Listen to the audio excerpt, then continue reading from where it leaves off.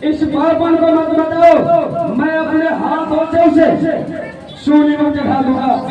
जिसने तुम दोनों वाले का कष्ट किया है, इसे कभी भी नहीं बख्शूंगा। नहीं सर, मैं शंकरा से बोलूँ आप माफ कर दीजिए, ये गलतियाँ नहीं किया, मैं गलतियाँ क्या थी।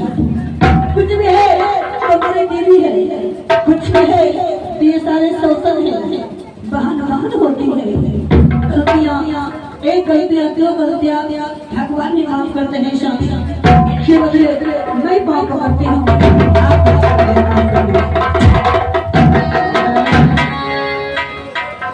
मैं तुम्हारे वचन को पालन कर रहा हूँ, नहीं तो इसे सूली को चढ़ा देता।